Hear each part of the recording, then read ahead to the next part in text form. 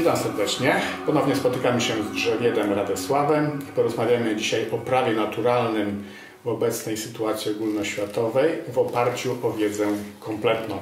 Witam Cię. Witam serdecznie wszystkich słuchaczy. Tak, dlaczego akurat teraz o prawie naturalnym? No bo tak naprawdę od początku chciałem mówić o prawie naturalnym, tylko że żeby mówić o tym i jak to się ma do współczesnej sytuacji naszego życia, musiałem przez kilka godzin wyjaśniać podstawowe koncepty i terminologię, Czyli podłoże, którą teraz będę używał. Tak, także jak już nauczyliśmy się abecadła, to teraz dopiero możemy zacząć pisać i zacząć uczyć się czytać. No. Także dzisiaj będziemy uczyć się czytać w ogóle, jak czytać wszechświat. Przypomniał mi się taki fragment z Anastazji, jak właśnie jej syn z drzew, tam był taki szereg drzew i on czytał jakąś informację. Ona to chyba on temu Władimirowi coś tam demonstrowali, że właśnie jest i on to czyta i tak dalej. Także z wielu rzeczy można czytać, tak jak górale czytają z chmur i wiedzą dokładnie, jak teraz tego lata byłem w górach, to mówił, że teraz nie będzie deszczu, za godzinę będzie, albo za 2 godziny, albo to i tamto. No, wszystko jakby wiedzieli. Także będziemy patrzeć oczami wiedzy na świat i na siebie i wtedy dopiero możemy zacząć działać, skutecznie działać. Czyli karma, satwiczna karma. Wchodzić jakby w tryb karmy satwicznej, bo na razie jak ktoś nie ma wiedzy, no to działa, ale w głupocie i w iluzji, w ignorancji. Więc gdy tylko dzieci zaczynają mówić i rozumieć, to zasypują rodziców szczególnie jednym pytaniem, tak? Jakie to pytanie? Jak dziecko już dopiero zaczyna. No, co to jest, do czego to służy? No, dlaczego? A dlaczego takie pytanie zadaję? A dlaczego pytasz? Bo naturalną skłonnością żywej istoty jest znanie przyczyny. No i w ogóle, żeby być skutecznym w działaniu, trzeba wiedzieć, co jest przyczyną czego, tak? Trzeba wiedzieć, że jak się zostawi to w taki sposób, to najprawdopodobniej się przewróci albo coś, albo wiatr zawieje. Trzeba brać pod uwagę różne zewnętrzne czynniki i tak dalej. Trzeba wiedzieć, co sprawia co. Tak, czyli rozumieć konsekwencje różnych działań.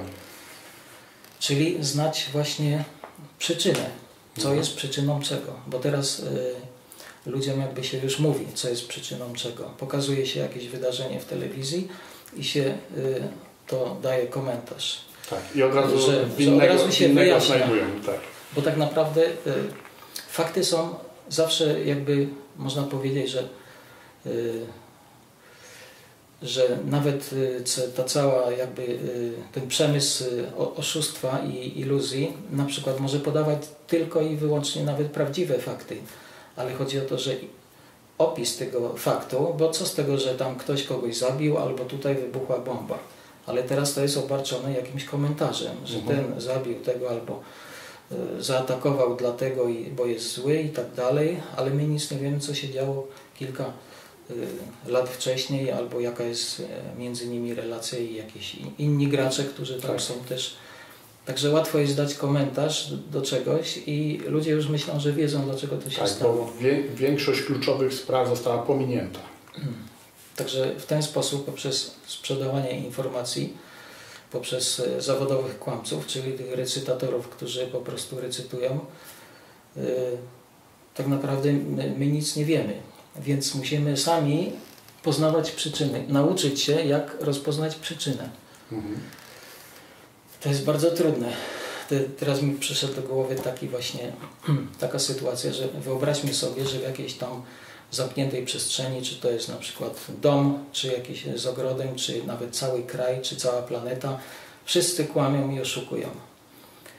I ktoś, kto się tam jakby rodzi, czy pojawia, no czy on kiedykolwiek pozna prawdę, o co chodzi? Jak każdy oszukuje, każdy kłamie, że nawet nie wiadomo, kto kłamie, kto nie kłamie. Ci ludzie są często przekonani, że mówią prawdę, czy że mówią rzeczy, które są faktem, ale sami nie wiedzą, że fakty są inne. No bo cały czas tam wszyscy oszukują, więc w takim środowisku można powiedzieć, że nie ma takiej możliwości, żeby ktoś tam się pojawił i znał prawdę, tak? On musi z tą prawdą przyjść jakby skądś z zewnątrz tego środowiska zamkniętego i już jakby mieć ją w sobie i wtedy dopiero może znać. A jak już tam jest bez tej prawdy, no to nie ma możliwości poznania prawdy. Musi mieć intuicję rozróżniania pomiędzy prawdą a fałszem. No jeśli chce prawdę poznać, dlatego właśnie to jest ta przyczyna. Jeden z Upanishadów jest nazywany Kena Upanishad, to znaczy dlaczego. Czy właśnie to pytanie dlaczego. No to właściwie już wyjaśniłem, że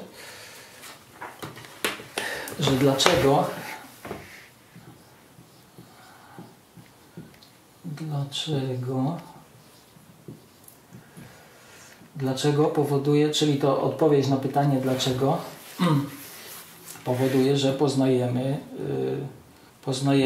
że co jest. Szukamy. Dlaczego to jest poszukiwanie, nie poznawanie jeszcze.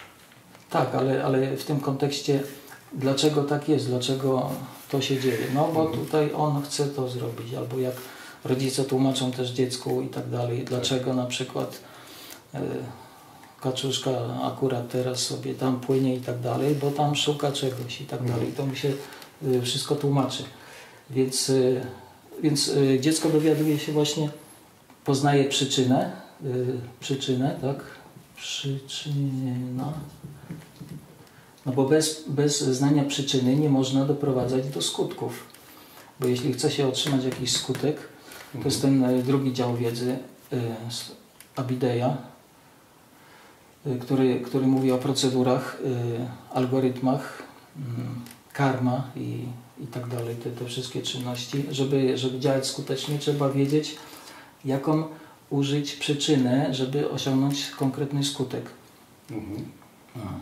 No i wtedy właśnie można kreować dopiero.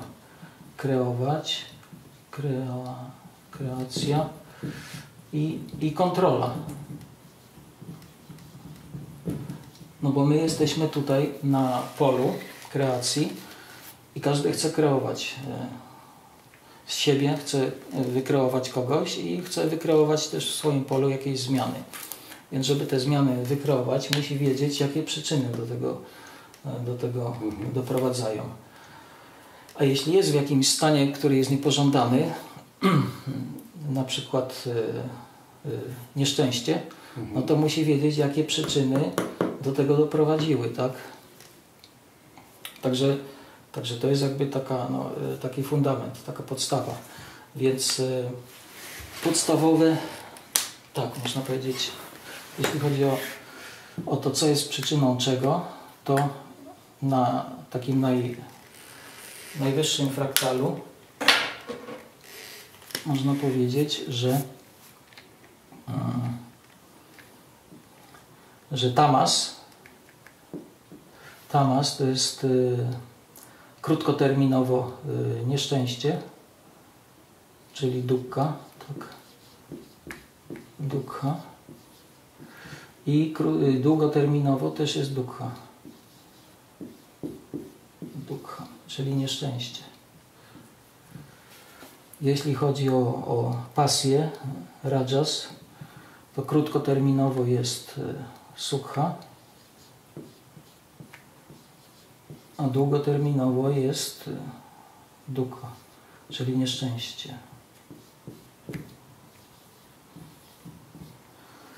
No i w przypadku sattwy krótkoterminowo jest dukkha, a długoterminowo jest sukha. No i dlatego możemy ocenić własną sytuację i zauważyć, gdzie jesteśmy. Tak czy inaczej, jeśli doświadczamy nieszczęścia, to wiadomo, że jest ku temu jakaś przyczyna.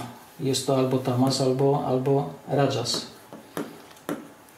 Oczywiście, jeśli doświadczamy nieszczęścia, ale jesteśmy tutaj, no to mamy świadomość, że robimy coś, co jakby jest na razie trudne i jest to cierpienie, jest to jakaś dyscyplina, wyrzeczenie, tak? Także jesteśmy tego świadomi, więc jeśli cierpimy i nie wiemy dlaczego, no to jesteśmy najprawdopodobniej w tamasie. Jeśli się cieszyliśmy, ale to potem się przerodziło w cierpienie, w nieszczęście, no to właśnie to jest rajas, że coś zostało zbudowane, ale potem to się rozpadło, bo nie było tego czynnika utrzymania sattwa. No i teraz jeśli chcemy się cieszyć, znaczy cieszyć się, być szczęśliwym, no to musimy wejść w tryb sattva guny. Kiedyś powiedziałem, że sukha czy dukkha, cokolwiek to dla kogoś znaczy. Jest to, bo można podchodzić do tego albo, że jest to względne, albo, że jest to bezwzględne. Bo na różnych poziomach głębi to wszystko jest w danym poziomie jest takie samo, ale już w porównaniu do innego poziomu to jest względne. Tak. Dlatego, a patrząc w ogóle z większej perspektywy, to one są jakby wszystkie względne, a jest coś bezwzględnego, czyli takiego uniwersalnego na to wszystko. Dlatego tak naprawdę dukkha to jest coś, co jest cierpieniem, ale nie dla ciała, tylko dla serca. Bo serce jakby jest takim portalem świadomości. Bo świadomość jest na wysokości serca, w czakramie serca się mówi. Dlatego, a serce, czyli manas. Więc to jest właśnie taki podział, bo jest też taka zasada właśnie dziel i rządź. Że żeby rządzić, najpierw trzeba podzielić. I ludzie właśnie dzielą to, co postrzegają i świat, to, co widzą i różne sytuacje i tak dalej, na różne takie przedziały. I tak szufladkują różne rzeczy, czyli mają pewien taki podział. I teraz jeśli ten podział jest poprawny, no to wszystko dobrze poszufladkowali. I to jakby przynosi skutek. Jeśli rzeczy wsadzają do złych szuflad, które są na przykład oznaczone jakąś tam nazwą, ale ta nazwa, jakość tego, co jest w tej kategorii, nie odpowiada tej nazwie, no to wtedy oni popełniają błąd i jakby są pogubieni w tych swoich podziałach. No to przykład może. Dziel i rządź. Załóżmy, jest lekarz holistyczny, który całościowo traktuje człowieka, łącznie z jego rodziną, z samopoczuciem, ze wszystkim i on może mu pomóc bardziej niż lekarz, który jest wyspecjalizowany, załóżmy w wątrobie, inny się zajmuje żołądkiem, inny sercem, inni, nie wiem, odbytem załóżmy, nie? I jeżeli przychodzi człowiek z problemem do niego, no to lekarz, załóżmy, zajmujący się żołądkiem, tylko patrzy przez pryzmat żołądka, a pomija wszystko inne, co jest też ważne, nie? I dlatego jego skuteczność jest o wiele mniejsza niż tego, który holistycznie patrzy na człowieka, nie? No bo on tylko podzielił. Zajmuje się jednym wycinkiem. On tak, zajmuje się tylko jednym wycinkiem, a chodzi o to, żeby zarządzać tymi wycinkami, bo tak to się dzieje, że my sobie układamy różne sprawy, tak jak ludzie biznesu, menadżerowie i tak dalej, układają sobie, priorytetyzują różne sprawy, różne spotkania i tak dalej, wszystko mają poukładane, wiedzą, co jest na pierwszym, drugim, trzecim miejscu. Mają nad tym kontrolę. I w jakim czasie to się zadzieje i tak dalej, przygotowują się i tak dalej. Więc zarządzają tym, co. To jest właśnie taki rajasowy przykład tej zasady dziel i rządź. No bo tamasowa zasada jest taka, żeby ludzi podzielić na frakcje i nimi zarządzać. To jest taki tamasowy przykład. Natomiast sattwiczny jest taki, że my mamy według prawa naturalnego, czyli tego, jak rzeczywiście świat funkcjonuje, mamy podzielone, co jest czym, wiemy, co jest czym i potrafimy właśnie tymi rzeczami zarządzać, bo wiemy, co jest czym, więc co jest przyczyną czego, co zaskutkuje. Także, żeby osiągać szczęście, trzeba wykonywać rzeczy sattwiczne, albo przynajmniej rajasowo-sattwiczne. Tak? No, najłatwiej byłoby właśnie, jak jesteśmy w ignorancji, czy w głupocie, czy w iluzji, w niewiedzy, właśnie zrobić ten pierwszy krok, czyli musi być jakiś bodziec. Generalnie ten bodziec jest z zewnątrz. Jest to jakby taka manifestacja naszej tam odrobinki dobrej karmy, że zawsze albo łaski wyższych kontrolerów, z którymi mamy relacje. Zawsze mamy relacje ze swoim źródłem, ale jakby tej relacji generalnie ludzie nie utrzymują. Ale tak czy inaczej on daje szansę. Więc, a nawet nasz duch, czyli nasze serce też czasami jeszcze, bo ono cały czas pulsuje, jakby tak powiedzieć, bije w tej sferze manas, serca, czyli w tym niebie powiedzmy i tam jakby jesteśmy w tym niebie i jako ten swój Bóg po prostu tutaj jeszcze siebie tak trochę upominamy. I wtedy może coś się pojawić, jakaś sytuacja, która będzie dużą zmianą. No i to oczywiście będzie sukha, no bo w porównaniu do dupki, którą cały czas wcześniej doświadczaliśmy, to jest po prostu duży skok kwantowy. Zrobiło się lepiej.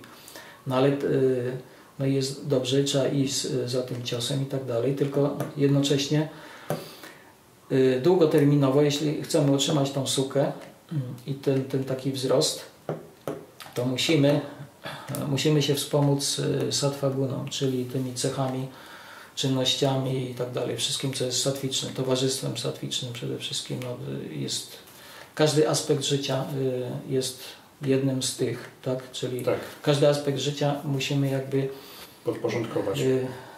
Albo po prostu użyć go w sposób sattwiczny, czy rajasowo-sattwiczny. Czyli na przykład zamiast dawać pieniądze na jakieś tam zbiórki, które nie wiadomo nawet gdzie idziemy, a to ci, którzy wiedzą, to wiedzą, że tym zarządzają tamasowi ludzie i tak naprawdę pod przykrywką dobrych uczynków oni te pieniądze zbierają dla siebie albo na propagowanie tamasowych agent. Więc człowiek myśli, że dobrze robi, ale robi źle, no bo jest w tamasie. Więc na przykład zamiast dawać tam, gdzie nie wie, no to już lepiej jakby dawał temu człowiekowi, którego zna i wie, że te pieniądze od razu idą do jego rąk i on to jakoś dobrze wykorzysta. Sattwiczna osoba, a przynajmniej rajasowa, która pomaga też innym, tak, stanąć na nogi. Także tak można jakby się wspomagać, no i wiedzę przyjmować, bo wiedza idzie od ludzi sattwicznych, więc oczywiście poprzez rajas można wejść w sattva gunę. To oczywiście zajmuje wiele wcieleń, bo jak widzimy z relacji ludzi, tak oni są tutaj zapętleni na wiele wcieleń na tym ziemskim padole.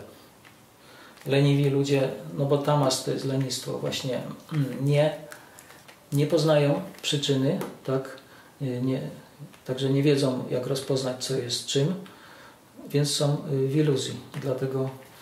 Dlatego są leniwi i oni wtedy delegują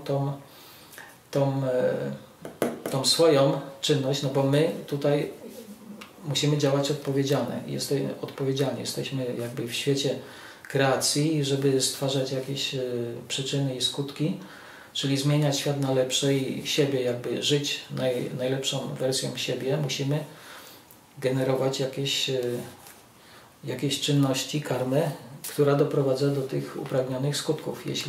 Jeśli nie wiemy, co jest przyczyną czego i tylko słuchamy, że tutaj ktoś zrobił jakieś badania laboratoryjne i mówi, że margaryna jest zdrowa i tak dalej i on kupuje, bo tam na tym opakowaniu jest na przykład jakiś tam obrazek, który go jakby już przekonuje, że to jest zdrowe, no bo tak, tam bo jest... napisane jest Centrum Zdrowia Matki i Dziecka, coś takiego. Tak, i tak dalej. Więc jak ktoś nie potrafi samemu jakby, albo oprzeć się o wiedzę cudzą, czyli autorytetów, no bo i tak naprawdę wszyscy opierają się na autorytetach. To nie jest tak, że my wszystko weryfikujemy i sprawdzamy, bo my nie mamy kwalifikacji. Więc tak naprawdę 99% wszystkich decyzji podejmujemy nie na własnej wiedzy, tylko na wiedzy cudzej, czyli autorytetów. Czyli teraz od nas, ale od nas zależy, kto jest tym dla nas autorytetem. Tak? Więc jeśli wybierzemy oszustów i zawodowych kłamców, że nawet nie widzimy, że ten człowiek jest zawodowym kłamcą, bo on nie mówi jakby od siebie, on tylko recytuje, on coś dostał i on musi to wyrecytować. Albo mu zapłacono i on musi pokazać ten produkt i się uśmiechnąć i powiedzieć, że dobrze smakuje, albo że mu służy i tak dalej. Jeśli nie potrafimy odróżnić zawodowych kłamców od ludzi, którzy mówią szczerze, no to ponosimy tego konsekwencje. I wtedy ludzie cierpią. Więc jeśli ludzie cierpią, no to powinni dojść do prostego wniosku, że są w ignorancji. No ewentualnie w pasji. Oczywiście teraz jeszcze w tym, bo to jest długoterminowe. Także ktoś może być przez całe życie krótkoterminowo, ale w kontekście wielu wcieleń, ktoś może być krótkoterminowo przez całe życie szczęśliwy, no bo jest w pasji i służy na przykład tamasowym panom, czy tamasowym agentom, dostaje za to dobre wynagrodzenie, pozycję, sławę i tak dalej. Jest twarzą po prostu, sam jest przekonany, że on jest twarzą wszystkiego najlepszego, tak? Co może być. Ale tak naprawdę jest inaczej. Jeśli jest inaczej, no to długoterminowo ta osoba właśnie będzie i tak cierpieć, no bo on przekonywał innych swoim wizerunkiem po prostu, jak ludzie mogą się szybko zdegradować i wydawać pieniądze na wspieranie tamasowych agent. Więc taka osoba też długoterminowo cierpi. Także jeśli się nie zmieni w momencie śmierci, albo tuż przed śmiercią, no to wtedy tak. Także najlepiej na przykład, żeby przepisała swój własny majątek jeszcze w testamencie na przykład. Tylko oni właśnie przepisują, ale to się okazuje, że to są tamasowe agendy i tak dalej. Że i te wszystkie zbiórki to idą na tamasowe rzeczy.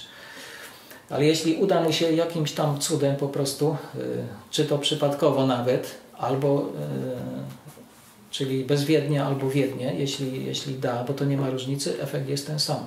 Pieniądze zostają użyte na satwiczną agendę, co wspomaga innych, wspomaga ludzi. To jest jakby taka jego pokuta, no bo on wyrządził dużo krzywdy, ale teraz te jego pieniądze tą krzywdę w jakimś tam stopniu naprawiają, to też jemu pomaga karmicznie.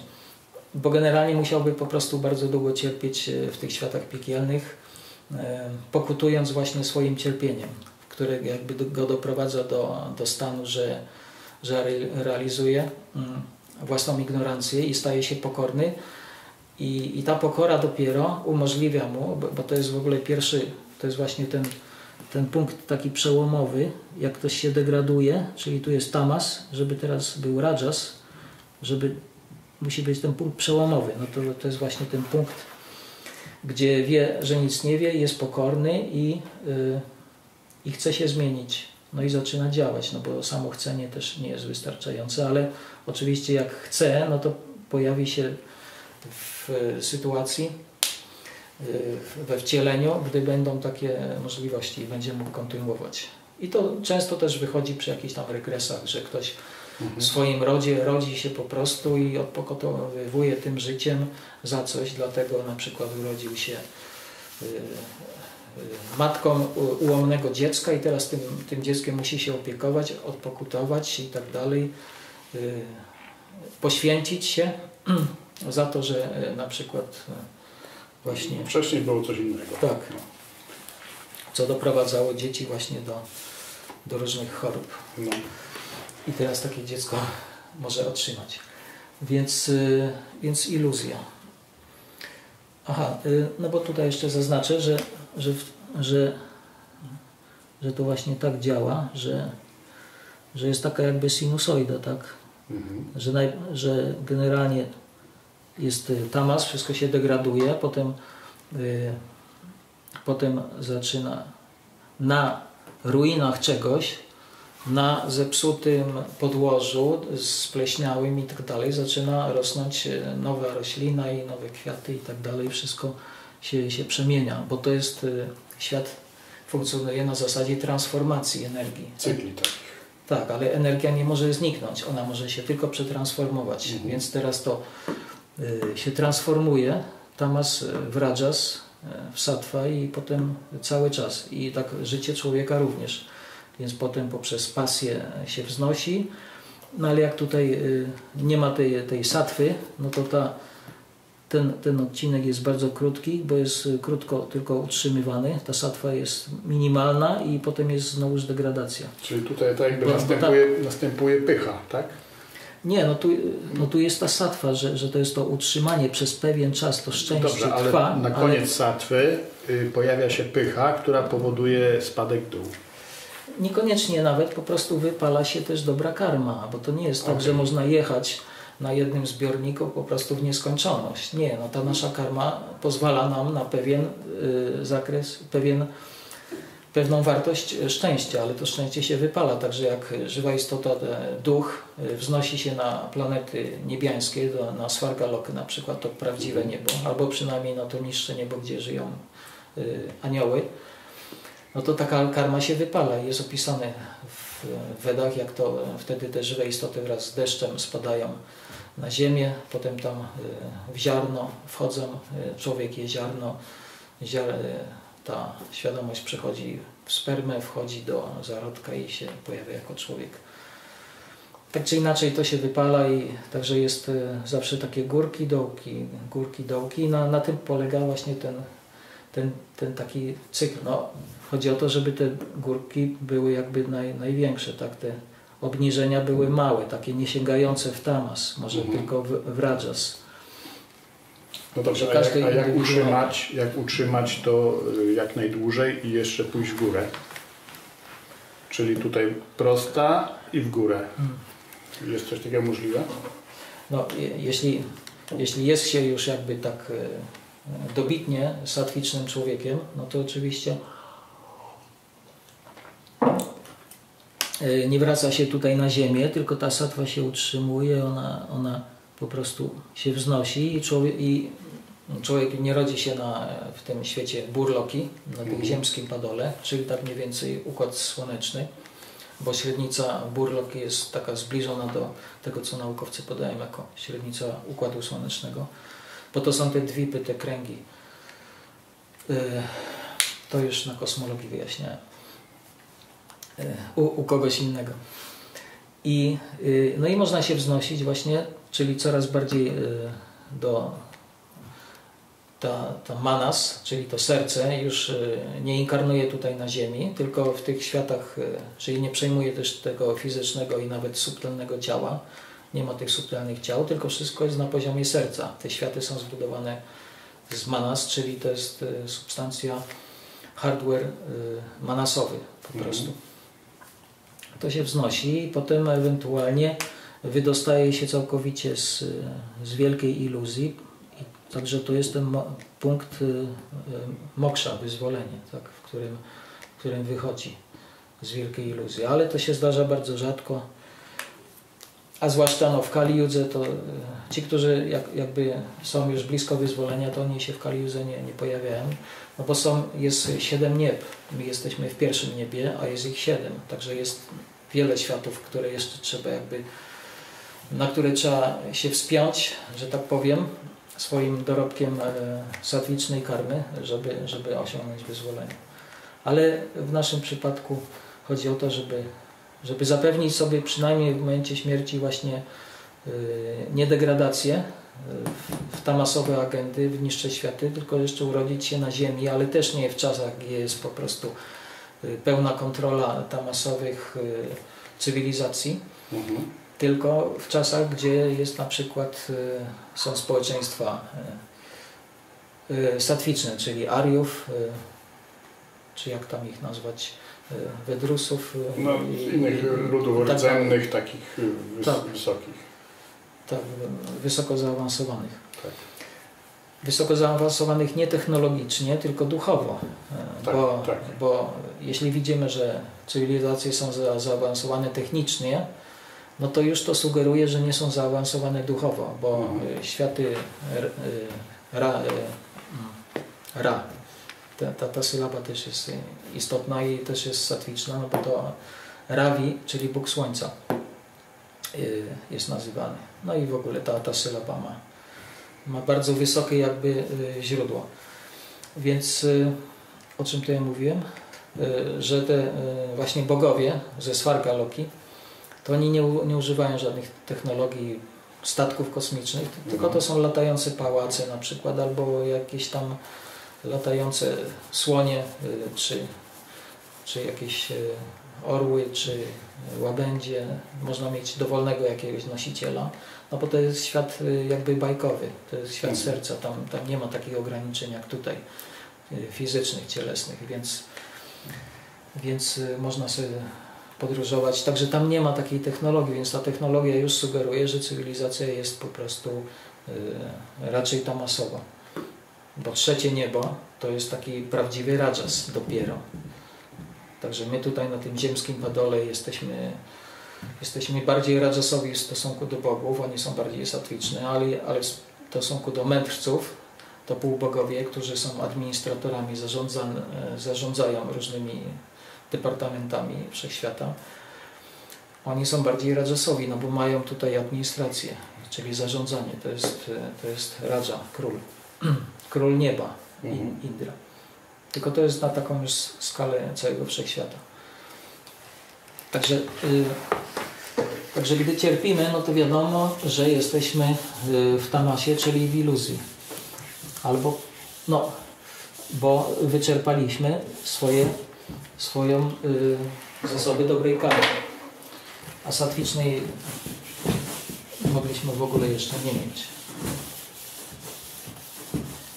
Satwiczna karma jakby bardziej się manifestuje w wiedzy niż w dostatku czy w przepychu. Także na przykład człowiek, który urodził się w rodzinie mądrych ludzi, na przykład jakichś tam szamanów, jakiego tam dowolnego plemienia czy społeczności, takiej niezdegradowanej, no to są jakby wyższe narodziny niż ktoś, kto się rodzi jako syn wodza. No bo on jakby jest tym rajasowym, zarządza i tak dalej. Więc, albo syn, powiedzmy, biznesmena jakiegoś. Także to jest ta rajasowa karma, dobra karma, natomiast urodzić się w rodzinie na przykład braminów, którzy żyją tą naturalną tradycją od wielu pokoleń i nie są zanieczyszczeni tą ideologią z zachodu, to są bardziej satwiczne narodziny. Tak. Więc właśnie iluzja. Jeśli cierpimy, no to wiadomo, że jesteśmy w iluzji, w ignorancji. I ta iluzja, tutaj jest takie oko na przykład, które patrzy na świat, a tutaj, no i oko jest połączone z mózgiem, mózg jeszcze ma umysł, tak? W ogóle całe ciało jakby fizyczne jest otoczone tymi różnymi powłokami ciał eterycznych, czyli to jest ten eter. A tutaj są te ziemia, woda, ogień, powietrze, tak? Czyli od kości ziemia, poprzez wodę, ogień i powietrze, czyli różne prany. To jest to ciało fizyczne, a to jest to ciało astralne, eteryczne i ona jest też różnej gęstości, także im jest gęstsze, tym jest jakby bliższe, a potem jest dalsze. Także to jest ten eter, także to jest, można powiedzieć, umysł, to co ludzie powszechnie nazywają umysł. Umysł, a tu jest tych 5 zmysłów. 5 zmysłów, a to jest mózg. No bo mózg jest jakby, mózg jest taką fizycznym obiektem umysłu. Umysł jakby kontroluje mózg poprzez eter, a tu jest te 5 zmysłów. Czyli jest właśnie wzrok, czyli tu jest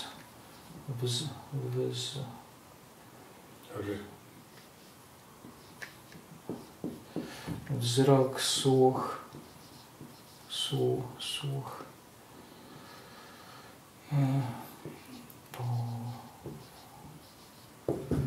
dotyk. Nie dotyk. Tylko w złej kolejności trochę, ale smak. I smak. trochę w złej kolejności, no bo wiadomo, że ziemia to jest powonienie, woda to jest smak, ogień to jest wzrok, ogień, woda to jest ogień, woda już była, smak, wzrok, ogień, powietrze to jest dotyk i eter to jest słuch. Czyli to jest te 5 zmysłów: ziemia, woda, ogień, powietrze, eter, i umysł jest kontrolerem tych 5 zmysłów i tutaj jest oczywiście ta żywa istota, czyli ta świadomość, która w ogóle wchodzi w tą całą strukturę, tak?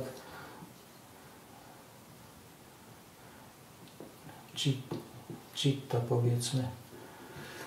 A tutaj jest, to wszystko jest okryte wieloma warstwami iluzji. To jest jak po prostu jak cebula. Tych iluzji jest bardzo dużo i są różne. Najpierw ktoś wychodzi z takiej iluzji po prostu informacyjnej, że realizuje, że żyje w obłoku oszustwa i kłamstwa informacyjnego i tak naprawdę nie wie, co jest czym i nie zna prawdy, nie zna faktów nawet. Potem się okazuje, że jakieś tam fakty poznaje, że jest wielka konspiracja i wszyscy go chcą oszukać i się okazuje właśnie, i wtedy dochodzi do realizacji, że jest niewolnikiem, że był oszukiwany od pokoleń i tak dalej. Tak. I potem te warstwy iluzji coraz bardziej schodzą z niego, gdy on poznaje coraz wiedzę dotyczącą tych wyższych elementów, czyli już poza eter nawet jest właśnie manas, przestrzeń serca. Także jak ktoś zaczyna praktykę jakąś duchową, no to jakby manas jakby już jest dosyć zaawansowany. No, manas to jest też bóstwo przewodnie, król Indra, i on jest odpowiedzialny na takim mniejszym szczeblu za gunę dobroci, bo generalnie ale jako król niebios Svargaloki on jest odpowiedzialny, czyli generalnie serce jest satwiczne, ale może być oczywiście też zanieczyszczone. Natomiast Buddhi jest bardziej rajasowa i Brahma jest, którego ciało jest całe z Buddhi, jest bóstwem przewodnim całego rajasu na skalę całego wszechświata. To jest ta pierwsza żywa istota. Więc tych okryw jest bardzo dużo i one schodzą jedna po drugiej. Tylko właśnie schodzą, gdy my chcemy, żeby to schodziło, bo musi być jakby nasze przyzwolenie i nasze pragnienie. No a gdy działa na ludzi iluzja, no to oczywiście dochodzą jakieś bodźce poprzez te iluzje i są jakby zniekształcane. Dlatego no i w ogóle wszystkie zmysły mają też zakres swój ograniczony, ale też nawet wzrok, a zwłaszcza umysł, bo to umysł jak decyduje o tym, co widzimy, tak? To jest takim filtrem. Na tym polegają w ogóle te wszystkie triki takie tych różnych hipnotyzerów i tak dalej. Tak, albo hipnotyzerów nawet, że oni kontrolują umysł i wtedy człowiek widzi co innego, co hipnotyzer mu zasugeruje, on to widzi. Także są różne narracje, które sugerują ludziom, co mają widzieć, że ten jest zły, a ten jest dobry, tutaj musimy robić to i tamto, a tego nie można nam robić, bo to jest złe. I tak ludzie generalnie są zahipnotyzowani tymi narracjami, bo to są te różne iluzje, tak, które potem schodzą w miarę zdobywania wiedzy.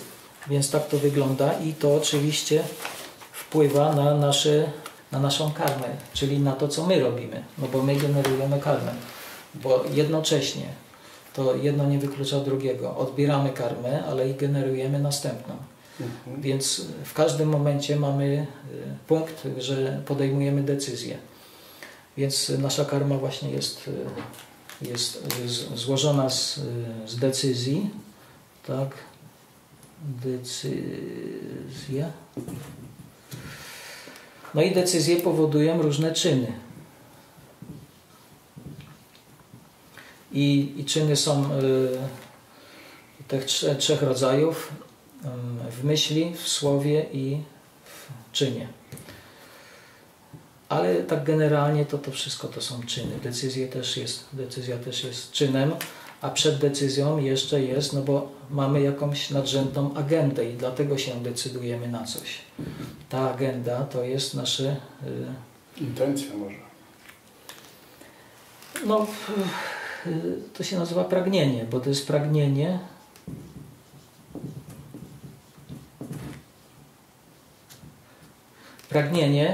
ale to jest na poziomie serca, manas. Bo mamy różne pragnienia też z poprzednich wcieleń i tak dalej, które po prostu człowiek ma i te pragnienia decydują, jakie on decyzje podejmuje w życiu, a potem jakie czyny. Także trzeba wiedzieć. I to wszystko to jest karma. Czyli pragnienie, kama, jest formą karmy, bo karma to znaczy w takim generalnym znaczeniu wszystko, co robimy, jakieś czynności na polu. Tak. Więc najpierw pragniemy, potem się na coś decydujemy, a potem już zaczynamy działać. Gdy oczywiście znamy odpowiednie procedury, to co wcześniej mówiłem. Decydujemy się na szczęście, ale jeśli nie wiemy, co jest przyczyną czego, nie potrafimy tego widzieć, że jest sattva, rajas i tamas, a jeszcze jest coś najważniejszego, zaraz to dopowiem, to wtedy, jeśli tego nie widzimy, nie podzieliliśmy sobie tego całego świata zjawiskowego na poprawne, czyli naturalne, właśnie prawo naturalne. Musimy znać prawo naturalne, żeby wiedzieć. No to wtedy nazywamy to czymś innym i właśnie wchodzimy w iluzję. Bo tutaj jest ten podział sattva, rajas, tamas, tak. Ale tak naprawdę jest jeszcze pierwotny taki podział. Ludzie naturalnie to dzielą. Albo to jest... Dobre albo złe. Tak, dobro i zło. To jest pierwotny podział. Ale to wynika z dualizmu na tej planecie.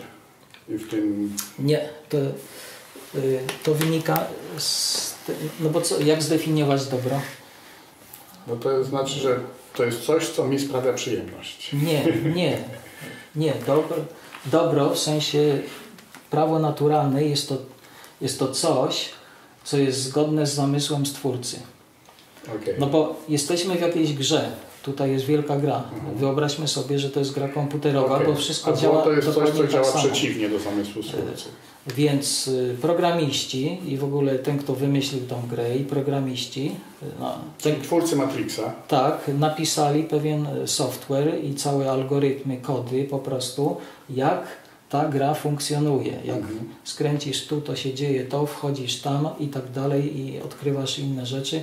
Są różne poziomy, różne komnaty, różne miejsca, różne bronie, różne punkty i tak dalej. Różne życia nawet mamy tak w grach. To jest dokładnie to samo. Tutaj mamy też wiele żyć, gromadzimy punkty i wchodzimy w różne komnaty i na różne poziomy. Czyli to jest dokładnie to samo, tylko że to jest zbudowana gra przez właśnie kogo? Przez Brahmę, czyli tego pierwszą żywą istotę i jego zamysł, jak on chciał, żeby ten konkretny wszechświat, których jest nieskończenie wiele i każdy ma takiego swojego stwórcę, ma funkcjonować. Oczywiście otrzymał tą inteligencję od praźródła, spoza wielkiej iluzji, ale stwarza tą własną wielką iluzję i właśnie według pewnego prawa. I to prawo nazywa się... I to jest prawo, które obowiązuje. To nie jest prawo, które po prostu należy przestrzegać. To jest prawo, to są kody. To są, tak jak w tym Matrixie, po prostu to zapisy kodów, to w przestrzeni istnieje, jak to funkcjonuje. I to się nazywa właśnie dharma. To jest to prawo naturalne. Dharma. Czyli według dharmy wszystko funkcjonuje naturalnie. Wszystko naturalnie funkcjonuje. Ale jeśli... Także drugą polaryzacją do dobra, i to jest dobre, no bo to tak jak nawet w Biblii. Bóg stworzył ziemię i to było dobre. Wszystko, co tworzył, było dobre. Chodzi o tą koncepcję, że wszystko, co jest stworzone przez Twórców, ono jest dobre. Bo Stwórca tego wszechświata, on jest dobry, on jest w sattwie i tak dalej. On jest praktycznie już wyzwolony, że tak powiem, a po śmierci wraca do praźródła. Ten nasz konkretny wszechświat, więc stwórca tego wszechświata, więc w tym wszechświecie wszystko jest dobre. Nie wiem, jak jest w innych, generalnie jest dobre, ale a w innych coś innego jest dobre. Ale nie znam opisów innych jakby wszechświatów, bo w literaturze wedyjskiej jest akurat opis tego. Ale jest jakby sugerowane, że inne są podobne i tak dalej. Ale na ile podobne, jakie są różnice, nie wiadomo, bo ci stwórcy też są różni. Nasz wszechświat jest jeden z najmniejszych. Ma tylko 14 wszechświatów i tak dalej. Znaczy wszechświat ma 14 wszechświatów? No tak, bo to jest ta jedna wielka Mahamaja. To jest jakby wszechświat składający się z 14 wszechświatów, bo językiem takim potocznym to jest wszechświat, bo to jest zupełnie inna rzeczywistość niż ten nasz wszechświat. Nie ma w języku polskim takiego słowa. Tak, nasz wszechświat się kończy na eterze, tak? Przestrzeń. No. Można lecieć w kosmos i tam te różne galaktyki odkrywać i tak dalej. Taką ludzie mają koncepcję. I to wszystko jest jeden wszechświat. No taką mają koncepcję, tak? Oni nie mówią o niebie, na przykład o światach manasowych, gdzie jest przestrzeń serca i tak dalej. Bo zmysłami tego nie widać. Tak. Dlatego to jest jakby cały wszechświat i ten wszechświat ma, to jest burloka. Natomiast są wyższe nieba i to trzecie niebo to jest taki już faktyczny manas, a potem są jeszcze wyższe nieba. Także tutaj mieszkają stwórcy tych niższych światów. Także ta gra polega na tym, że stwórcy po prostu tych światów tworzą kolejne niższe światy. Od góry do dołu. Przyczynowość idzie od góry do dołu, nigdy od dołu do góry. Bo z pustego nawet Salomon nie naleje, dlatego wszystko ma swoją przyczynę. Koncepcja, która mówi, że coś nie ma przyczyny, jest tamasowa z definicji, bo nigdzie to nie zostało zademonstrowane i cały przekaz, jaki jest Wed, mówi właśnie o przyczynie. Czyli to jest to prawo naturalne dharma, czyli to jest to dobro. Czyli to jest to dobro, a przeciwieństwo właśnie, czyli coś, co jest niezgodne z zamysłem Stwórcy, to jak Anastazja mówiła, dokładnie te słowa używała, zamysł Stwórcy, czyli adharmiczny, czyli to jest to zło. I ono oczywiście powoduje, że człowiek wchodzi w tamas, no i w ignorancję, no bo działa niezgodnie z prawem panującym w tej jurysdykcji. To jest to samo, co u nas. Jak ktoś działa niezgodnie z prawem w tej jurysdykcji, no to działa, łamie prawo i ponosi konsekwencje. Tutaj nie ma takiego czegoś, że on może działać ponad tym prawem naturalnym. To jego działanie adharmiczne też jest uwzględnione w prawie naturalnym i to powoduje, że on się degraduje. Te warstwy iluzji nakrywają go coraz bardziej i ta jego świadomość, jego umysł i 5 zmysłów są coraz bardziej jakby tępe. Dlatego może wejść nawet w ciało kamienia i wtedy już jakby traci te zmysły i to jest jakby taka już ostateczna tępota. Natomiast niższe gatunki, no to jest oczywiście większa iluzja niż w ciele człowieka, ale wyższe niż ciało człowieka jest ciało Boga na tych, albo jeszcze mędrca na tych wyższych światach. Więc ich percepcja jest tutaj pozbawiona tych zewnętrznych okrych iluzji i funkcjonują już tylko w iluzji manas i buddhi, które są sattva i rajas, więc to nie wchodzą jakby pod wpływ tamasu. Także to jest podstawowy taki podział i tak należy właśnie postrzegać świat. Nie na lewicę czy prawicę, tylko na dobro i zło. Nie na coś tam i coś tam i coś tam, tylko na dobro i zło. I konsekwentnie dukkha to jest coś, co prowadzi do zła, czyli wynika z łamania praw naturalnych, a sukha to jest coś, co wynika z podążania w kierunku zgodnym z prawami naturalnymi. W ten sposób, tak? Tak, poprzez tą gunę, czyli tą cechę.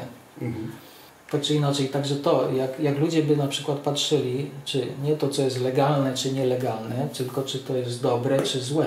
Kiedyś tak patrzyli, teraz nie można tak patrzeć, znaczy jest zabronione, można i należy, no bo chodzi o to, że no właśnie jest walka o duszę, tak? Chodzi o to, żeby złamać człowieka, żeby on nie funkcjonował według tej zasady dobro i zło, tylko według zasady legalne, nielegalne, prawe, nieprawe, dozwolone, niedozwolone. Ale według praw innych niż jakichś tam narzuconych w tej jurysdykcji, w której się znalazł, w jakimś tam małym fragmencie tej całej gry, tak? Tak. Na tym polu. Ale on tylko, więc jeśli on nie wie, że jest świadomością, tylko widzi siebie jako ciało fizyczne, żyje się tylko raz, więc to oznacza, że on jest przekonany, że jest tym ciałem fizycznym, no bo żyje tylko raz, ciało umiera i koniec. Więc jeśli ktoś jest przekonany, że jest ciałem fizycznym, no to naturalnie będzie podejmował decyzje i czyny na podstawie tego, co jest dobre dla tego ciała fizycznego. On nie bierze pod uwagę tej duszy, czyli eter, i serca, czyli manas. Dlatego jest walka o duszę i o... No, to na razie jest walka o duszę tutaj na ziemi. Bo do serca nawet ludzie nie mają dostępu, a manas... Tamas po prostu chce, bo eter to jest... Znaczy raczej walka o umysł. Bo umysł zagarnia wszystko. No ale to jest ta dusza, to jest ta dusza. No, to jest ta dusza. Bo to jest dusza, a tu jest duch. Manas, serce to jest duch. Nie trać ducha. Ale no i diabeł jakby chce zakontraktować tą duszę, żeby ona zgodziła się po prostu na coś, w zamian za coś właśnie była przejęta. O to tak naprawdę chodzi i to jest w bajkach i w przekazach od czasów niepamiętnych. Tak? Więc jeśli ktoś nie ma wiedzy, no i widzi siebie tylko jako ciało fizyczne, to oczywiście jego dusza, czyli to ciało eteryczne zostaje przejęte do niższych światów, tam przez tysiące lat bardzo cierpi i tak dalej, jest jakby utylizowany, z tego jest energia, która po prostu napędza te tamasowe światy i staje się paliwem. Bateryjką. Których jego emocje właśnie napędzają tą całą tamasową agendę i tych tamasowych pasożytów i drapieżników, którzy po prostu grasują tutaj w tym świecie, więc należy być uważnym. Także właśnie, należy być uważnym, więc pomyślmy, jakby tacy właśnie pasożyci, drapieżniki chcieli opanować na przykład całą planetę Ziemię. Jak to się właśnie stało, że Kali Yuga zaistniała, że weszła. To oczywiście dzieje się cyklicznie, tak jak wiosna, lato, jesień, zima, ale nastąpiły jakieś tam zmiany, które właśnie doprowadziły do tego już w hardware'ze tutaj na tym poziomie ziemskim, że nastąpiły takie zmiany, że te cywilizacje tamasowe tutaj przejęły kontrolę. Także jak to się stało, że całe społeczeństwo ludzkie zostało przejęte przez tamas? No bo generalnie człowiek jest, tak jak Anastazja jest tego przykładem, jest połączony ze swoim sercem i po prostu nie daje się zwerbować czy oszukać, tak? Jego dusza nie zostaje przejęta. Tak jak mówiłem, w momencie śmierci nie rozprasza się i nie boi się, nie ma tego strachu, bo ludzie, cała ta w ogóle struktura tamasowa jest oparta na strachu przed śmiercią. Kiedyś ludzie się nie bali śmierci, bo widzieli, że śmierć to jest po prostu przejście tej świadomości z jednego ciała fizycznego do innego poprzez światy eteryczne, te subtelne. Ewentualnie wejście do światów niebiańskich.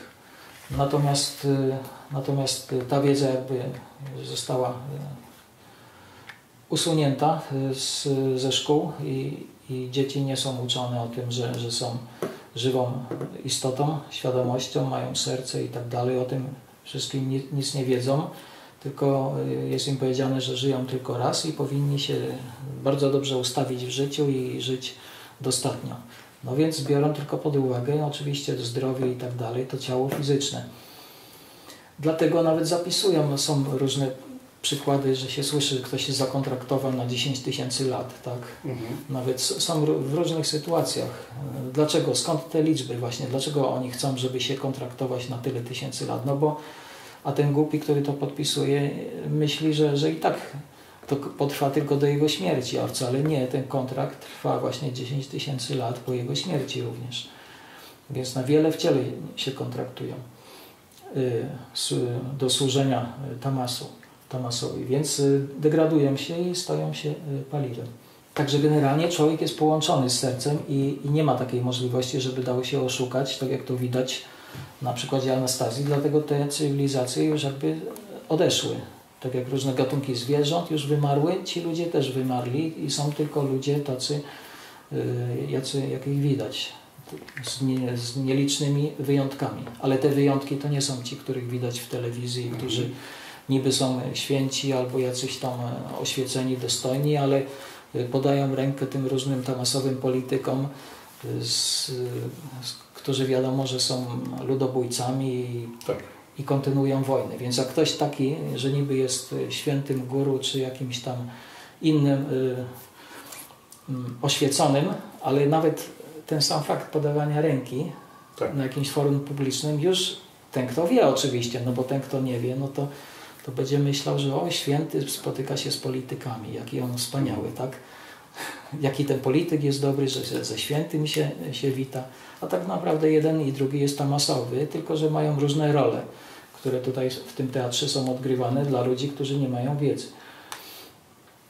Więc więc w przypadku tego zabezpieczenia tutaj właśnie nie trać ducha, czyli będąc połączony z sercem, nie ma możliwości, żeby przejąć społeczeństwo, dlatego zrobiono to po kolei, tak stopniowo. I z czego składa się społeczeństwo? Składa się przede wszystkim z dwóch, albo można powiedzieć trzech podgrup, czyli to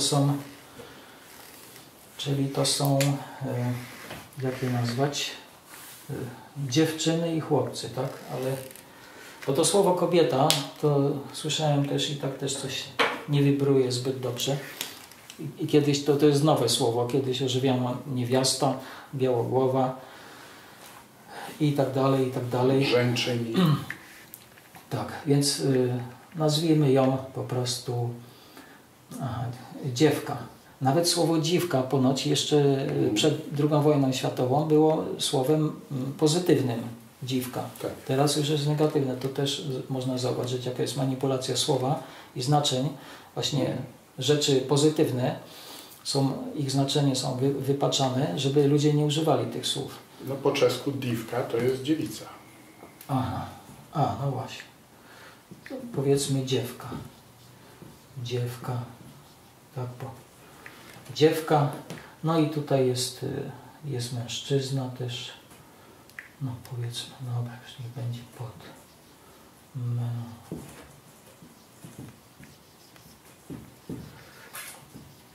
Także są białogłowy, są mężczyźni, no i są jeszcze dzieci. Dzieci można tutaj dopisać, ponieważ one jakby są bliżej... Pod jurysdykcją kobiety. Tak, pod jurysdykcją dziewek. No i chodzi o to, bo to jest ta zasada teraz, jak doprowadzono do degradacji. Dziel i rządź. Czyli trzeba było oddzielić, bo razem oni stanowią bardzo silną całość i się wspierają. Więc należało w ogóle oddzielić dziewki od mężczyzn, zwaśnić je ze sobą i w ten sposób jakby można dzielić i rządzić, tak, tamasowo. Także tak to zostało zrobione. Czy wiesz, jaka jest w ogóle geneza właśnie tej polaryzacji żeńskiej i męskiej? Czy ktokolwiek w ogóle opisywał? Ja też nie. Jeszcze nie spotkałem, żeby ktoś opisywał, jaka jest w ogóle geneza, przyczyna tej polaryzacji. Więc przyczyna jest następująca. Mamy coś takiego jak... Bo wszystko jest energią, tak? Ostatecznie można powiedzieć, zgadzamy się, że wszystko jest energią. energia, albo potencjalna, albo moc. Tak? No, E równa się mc kwadrat. Tak, no ale mówię, wszystko jest energią, czyli to jest jakaś moc. Czy jest jeszcze coś oprócz energii? Świadomość. No właśnie, no. Czyli ktoś, kto zarządza tą energią. Praprzyczyna energii. Czyli kontroler, tak jak jest to powiedzenie. Power is nothing without control, czyli moc jest niczym bez kontroli. Co z tego, że jest olbrzymia moc, olbrzymia potęga, jak nie masz kontroli nad tą potęgą? No to co z tego? Więc muszą być oba. Więc... Czyli ten obserwator w fizyce kwantowej, obserwator powoduje zmianę samym faktem obserwacji. No też, tak, to jest niższy fraktal. Ja teraz mówię o przyczynie na najwyższym, praprzyczynie, tak, praprzyczynie na najwyższym fraktalu jest energia i jest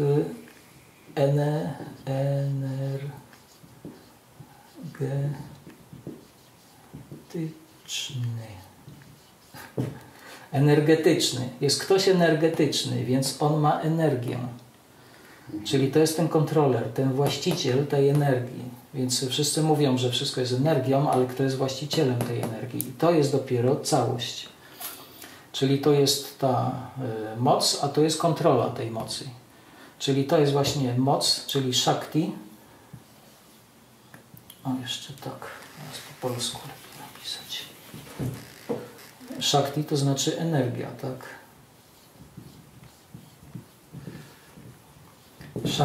Shakti, czyli Shakti to jest energia, no ale właśnie czyja energia? No bo energia jest gdzieś, kto tą energię użyje, skieruje i tak dalej. Czyli to jest Shakti, a to jest właśnie ten energetyczny i to w sanskrycie to się nazywa Purusha. Purusha. I w takim potocznym języku właśnie Purusha to znaczy mężczyzna, Purush w hindi czy w sanskrycie, Purusha to jest męski aspekt, a Shakti to jest jego energia i to jest żeński. I to jest dopiero całość. Także takie jest źródło, to jest właśnie ta wiedza na temat źródła, podaję trochę. Ona potem na każdym niższym fraktalu tej całej manifestacji kosmicznej i tej gry jest powielana. Także dlatego są mężczyźni i kobiety, jest ta polaryzacja, nawet w różnych zjawiskach i tak dalej. Czyli te dwa słowa można jakby narysować symbolicznie jako yin i yang. Tak, tak. Albo też prakriti.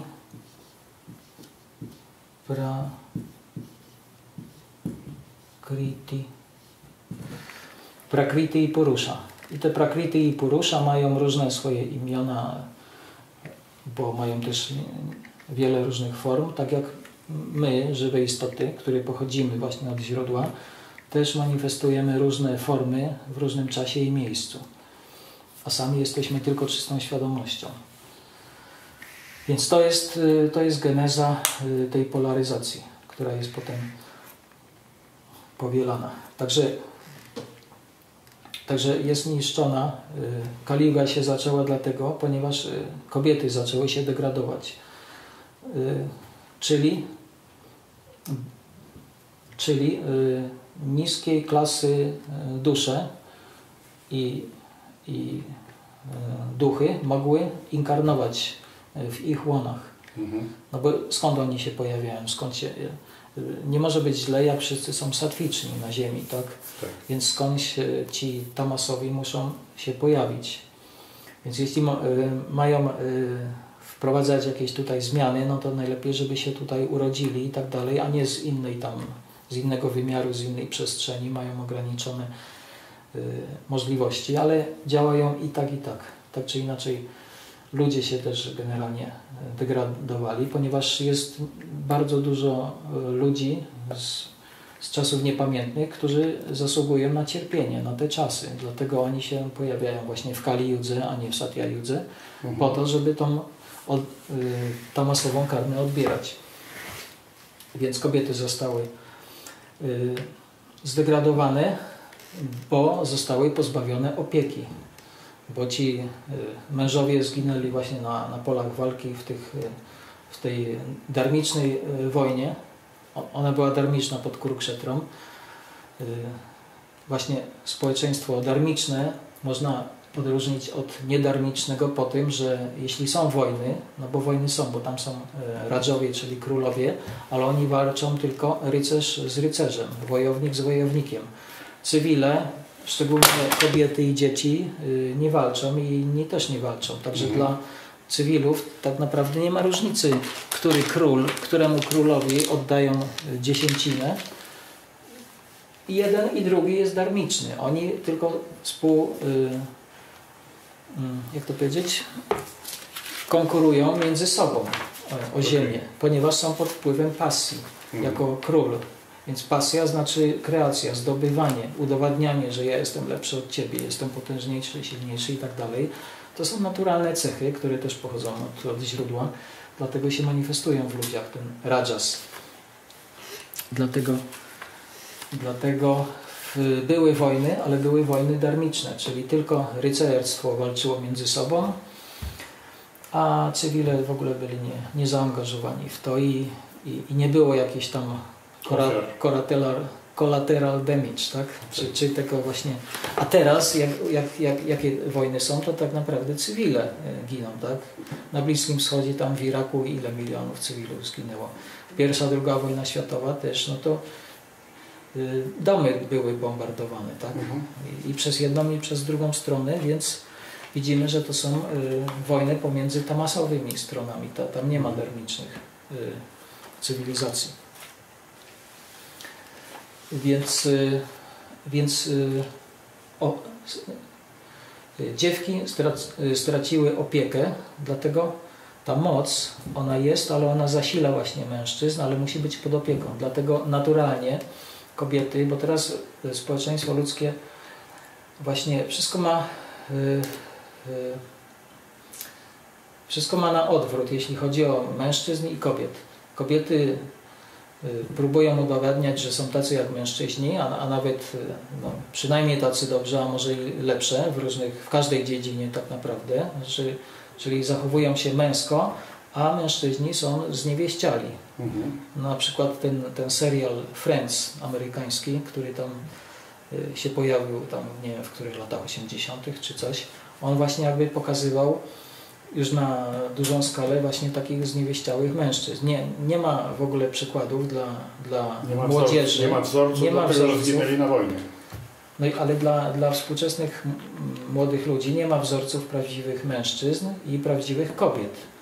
Są właśnie kobiety bez opieki, czyli singielki, które cały czas są bez opieki i generują niepożądaną populację, czyli rodzą się, no bo jaka dusza urodzi się po prostu w rozbitej rodzinie, gdzie są jakieś problemy, gdzie rodzice w ogóle się nie kochają, nie żyją razem i tak dalej. No tylko z tamasową karmą dusza.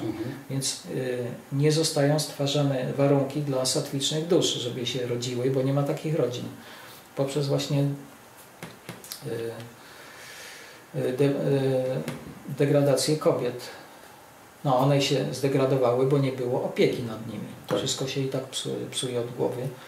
Więc nie było opieki, zostały wykorzystane. Czy to najpierw fizycznie, czy teraz ideologicznie, ale cały czas są wykorzystywane. Dlatego kobieta traci wiele lat w ogóle, żeby znaleźć męża. Jakie to zasoby, ile pieniędzy musi wydać, ile czasu. Przecież to jest wiele lat życia i potem i tak kończy jako samotna matka generalnie. Albo się i tak rozwodzi. Więc to zupełnie zostały jakby nieprzemyślane, tak? Czyli już na podstawie tego każda inteligentna osoba powinna dojść do wniosku, że żyje w społeczeństwie tamasowym. Czyli tutaj nie panuje prawo naturalne, nie ma szczęścia i tak dalej. Czyli to powinno już dawać ludziom do zrozumienia, że żyją w Matrixie, tak? W wielkim oszustwie, że jakaś tam jest konspiracja, oni nawet nie wiedzą, że są pionkiem w jakiejś grze. No ale tak to właśnie funkcjonuje. Także podstawową cechą dziewek jest czystość. czyli wierność. To jest pierwsza zaleta, bo żaden mężczyzna nie chce jakby już mocno przechodzonej kobiety, tak? Najlepiej każdy, bo jest ta zasada, jak ona się nazywa, że pierwszy mężczyzna kobiety jakby zostawia na niej największy ślad, największy odcisk, tak. I potem nawet jakby współżyła z murzynem, a potem drugi jej partner byłby biały, to by się narodził z tego drugiego partnera białego mulat. I ten mężczyzna może myśleć, że to jest nie jego dziecko, a to może być jego dziecko, no bo kobieta została jakby już naznaczona. Także kobieta jest jako naczynie, a mężczyzna zostawia w tym naczyniu nasienie i wtedy rodzi się czystej rasy, czyli zgodnie z zamysłem Stwórcy, czyli darmiczna jakaś rasa. A jak są różne niedarmiczne rasy właśnie, bo są różne krzyżówki, różne warianty i tak dalej, które pod względem, jak to powiedzieć, genetycznym czy przetrwaniowym są słabsze. Zawsze i jakby mniej szlachetne. Zawsze ludzie płacą więcej za rasowego psa czy rasowego konia. No dlaczego? A dlaczego za kundla tyle nie płacą? No jakaś jest tutaj przyczyna. Dlaczego niektóre rasy na przykład dbają o czystość rasy, tak? I nie mieszają się z innymi rasami. Coś wiedzą na ten temat. Tak. Więc naturalnie mieszanie się ras nie jest za bardzo zgodne z zamysłem Stwórcy, nie jest darmiczne, dlatego społeczeństwo darmiczne w ogóle było jakby takie zamknięte, a to pozakastowe, znaczy kasta to powstała później, to jest jakby już ta masowa wersja prawdziwego społeczeństwa darmicznego, także oni się nie mieszali z tymi innymi i nawet jeszcze w swoich grupach społecznych też próbowali zachować tego, żeby ludzie satwiczni pobierali się i płodzili potomstwo z satwicznymi, a nie z tamasowymi, żeby stworzyć jak najlepsze możliwości dla tych satwicznych dusz, żeby one inkarnowały, żeby rodzili się dobrzy ludzie, a nie źli. Także tak to zostało właśnie zrobione. No i teraz młodzież jakby ponosi tego konsekwencje. No oczywiście to jest ich karma. Oni by nie urodzili się tutaj, gdyby na to nie zasługiwali. A z drugiej strony jest to dla nich też, bo cały czas generują karmę. Tak, czyli szansa na powrót w górę. Tak, no jest szansa, tylko muszą wiedzieć, jak to zrobić. Także to jest ten dobro i zło, to jest ten generalny podział. I wtedy już nie można mówić, że cokolwiek ktoś ma na myśli pod tym względem dobroci czy zła, no bo teraz ludzie myślą, że dzielą na dobro i zło i oni tak to nazywają, to jest dobre, a to złe, no bo ta instytucja religijna właśnie tak mówi i to jest ten ich podział. A w innej instytucji religijnej ten podział jest inny i to, co tam jest złe, to tutaj jest dobre. A tam jest zakazane, tu jest polecane nawet. Więc to jakby zrozumieć? Nie ma tutaj spójności, więc ktoś musi być w błędzie, tak? Albo ci są w błędzie, albo ci. Tak naprawdę generalnie wszyscy z nich są w błędzie, bo to są te właśnie wybory, wszystkie tamasowe. Jest pokazany nam wybór, ale każdy z nich jest tamasowy. Wyborów rajasowych jest bardzo mało, a satwiczne już są praktycznie niedostępne. Więc gdy będziemy tak analizować to, z czym się spotykamy i innych ludzi, też będziemy w stanie uniknąć tej degradacji. No bo musimy znać przyczynę tej degradacji, żeby z tej degradacji wyjść. Tak? Musimy patrzeć na świat i zachowywać się, jesteśmy w ciele mężczyzny jak mężczyzna, jeśli w ciele dziewki, no to jak dziewka. Także ona musi być cały czas pod opieką, żeby dla jej dobra i ona jest szczęśliwa. Ona woli przecież mieć męża już jako kilkunastoletnia dziewczyna, bo nie traci tych 10 lat jako singielka, już ma umysł skoncentrowany na kimś i ten ktoś nie jest przypadkowy, tylko on jest zaaranżowany przez rodziców za pomocą astrologii. Czyli jest zbadane, czy te dwa umysły do siebie pasują. Bo umysł jest najważniejszy, nie ciało. No wiadomo, były to darmiczne społeczeństwa, więc ludzie nie byli tacy tamasowi, więc naturalnie byli piękni. Każdy do jakiegoś tam stopnia był piękny i to widać w niektórych rasach. Niektóre rasy są piękne po prostu.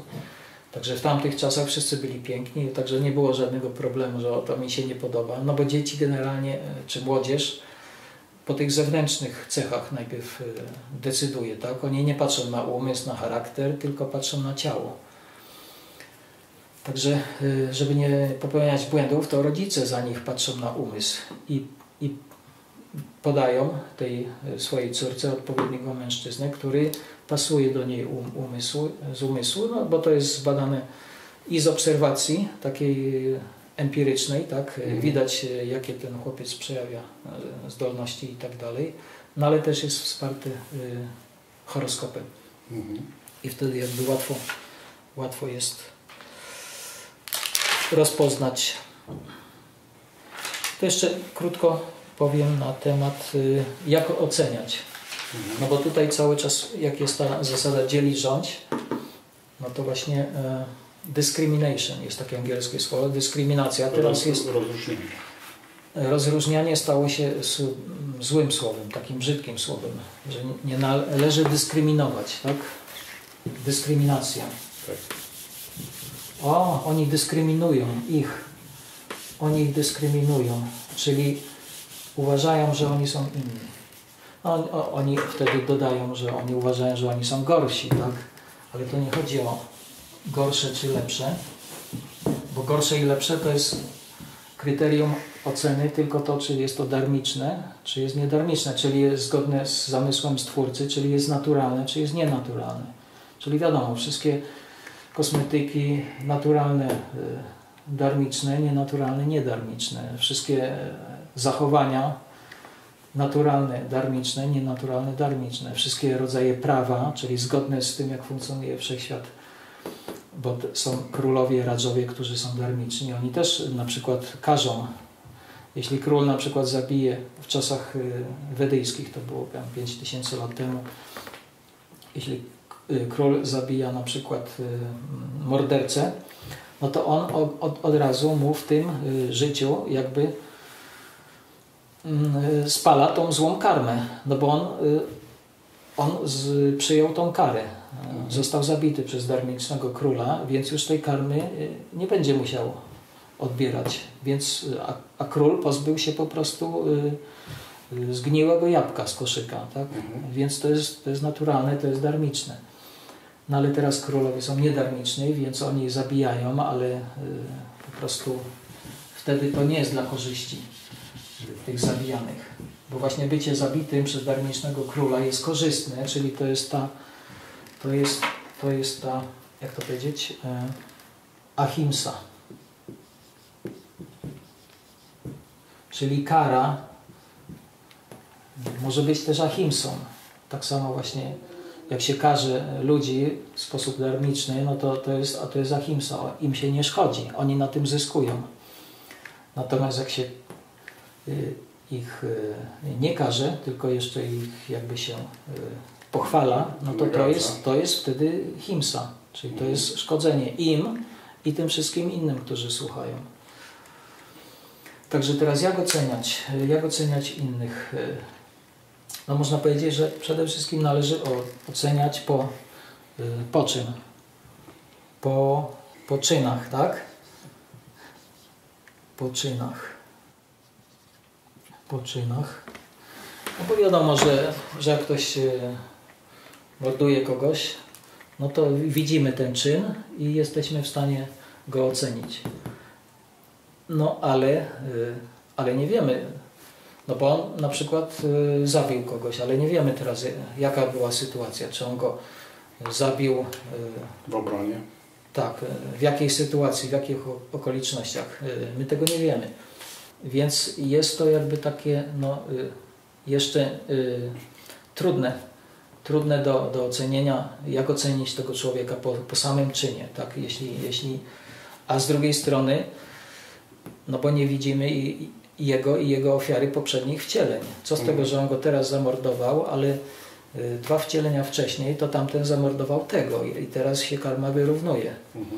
Jeśli tego nie widzimy, no to będziemy na przykład ingerować to. w to i tak dalej i sami wplączemy się w ich karmę. Tak. Także nie jest to konieczne. Także ci wszyscy administratorzy, tak jak mówiłem, administrator pobiera 1/6 karmy swoich podwładnych, czy lider, przywódca, król i tak dalej. Więc i ta cała ich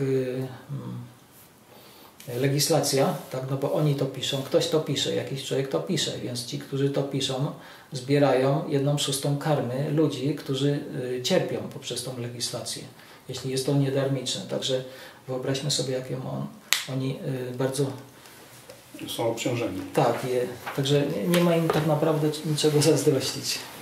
No ale oczywiście także czyny mogły być pozornie złe, ale tak naprawdę nie wiadomo, kto komu tutaj szkodzi, więc można powiedzieć, że można też oceniać po cechach. Cechach.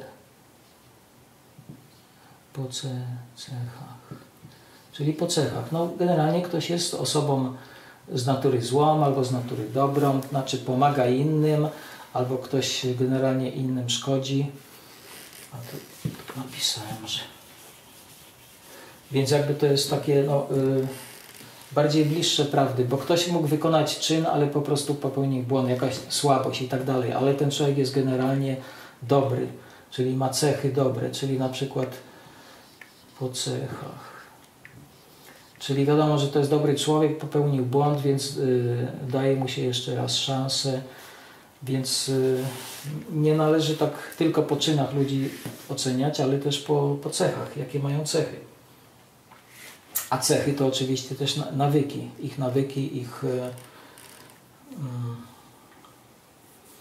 ich tryb życia, ich charakter i jak to powiedzieć, i dyscyplina. Bo żeby mieć jakieś cechy, no to trzeba na przykład utrzymywać jakąś dyscyplinę. Żeby być sprawnym, trzeba utrzymywać zdrową dyscyplinę, intelektualnie również i tak dalej. Jeszcze można oceniać po towarzystwie. No bo tak naprawdę możemy nie wiedzieć, kto co zrobił, jakie ma cechy, ale na przykład widzimy, z kim on przystaje, tak, w jakim towarzystwie go widać, z kim rozmawia i tak dalej. Więc jeśli rozmawiają, no to znaczy, że jednak są na tym samym poziomie, tak? To jest ktoś z tego towarzystwa, więc już można go ocenić. Także nie znając człowieka, nie wiedząc, co on zrobił i jaki ma charakter, tylko na podstawie tego, z kim on przystaje, możemy już wiedzieć, kim on jest. Czy on jest darmiczny, czy jest adarmiczny, czy jest satwiczny, rajasowy, czy tamasowy, tak? I jakim agendom służy. Po samym towarzystwie można rozpoznać. No i właśnie po towarzystwo, ale też po tym, tak, komu służą. No bo na przykład jest w towarzystwie, na przykład jakieś tam dobre towarzystwo, jakaś fundacja, która pomaga innym, zbiera dotacje i tam na jakieś cele przeznacza i on się tutaj utrzymuje, udziela w tym. Nie wiemy tak naprawdę, co on robi, jakie ma cechy, czy jest dobrym, czy złym, tak generalnie człowiekiem powierzchownie, ale jest w tym towarzystwie, w tej fundacji, tam się udziela i tak dalej. No i fundacja jest ok, no bo się wydaje, że ona pomaga ludziom, ale jeśli się przyjrzymy i okaże się, że ona nie pomaga ludziom, że to jest jakaś przykrywka, jakaś agenda, czyli to towarzystwo, w którym on się obraca, on może nawet myśleć, że on się obraca wśród dobrych ludzi i służy dobrej sprawie, ale to my musimy dzielić i rządzić i rozpoznać, co jest czym, tak? No bo my albo przyjmujemy go za swój autorytet, albo nie, czyli wierzymy, co on mówi, albo nie wierzymy. Musimy go rozpoznać, kim on jest. Także komu on służy, czyli musimy wiedzieć, czemu służy, jakiej sprawie, jakiej agendzie służy to towarzystwo. I wtedy możemy zadecydować, czy on staje się naszym autorytetem, czy nie. Czy damy dotację na to towarzystwo, na tą inicjatywę, na ten projekt, czy nie. Czy nawet powinniśmy jakby unikać dawania, bo można się po prostu pogrążyć w jakieś tamasowe konsekwencje. I właśnie taka jest też gradacja. I tak można rozpoznawać ludzi. Bo niektórzy mówią, że nie należy oceniać. Ale tak naprawdę każdy ocenia. Żeby przejść przez ulicę, musimy ocenić, czy ten samochód jest wystarczająco daleko, czy zdążymy przejść, czy nie. Albo ocenić, jaki jest kolor światła, czy przejść. A nawet jak jest zielone, musimy widzieć, czy ten samochód na piszczącym hamulcu zdąży wyhamować przed przejściem, czy nie. Co z tego, że mamy prawo wejść, jak on nas potrąci, tak? Więc musimy sami ocenić, nie polegać na jakichś tam przepisach, tylko sami musimy oceniać. Więc możemy kogoś nie wiedzieć, co on robił, możemy nie wiedzieć, jakim on jest człowiekiem, ale już wiedząc, w jakim jest towarzystwie i czemu ten projekt służy, możemy wiedzieć, czy on jest tamasowy, rajasowy, czy sattwiczny. I to właśnie jest najważniejsze również na karmę, bo jeśli ktoś na przykład robi dobre rzeczy, czyli udziela się w jakiejś tam fundacji, jest, jak powiedzieć, wolontariuszem, jedzie do Afryki na przykład i tam pomaga ludziom po prostu szczepić ich i rozdaje jedzenie i tak dalej, i to pomaga im od strony właśnie takiej symbolicznej.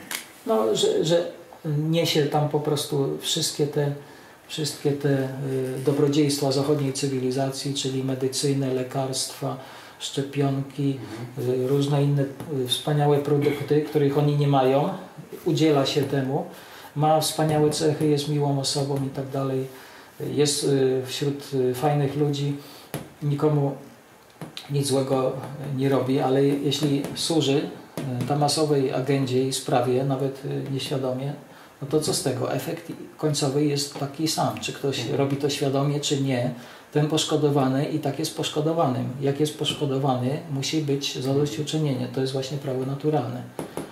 Teraz zbiera się mandaty, gdy nie ma poszkodowanego.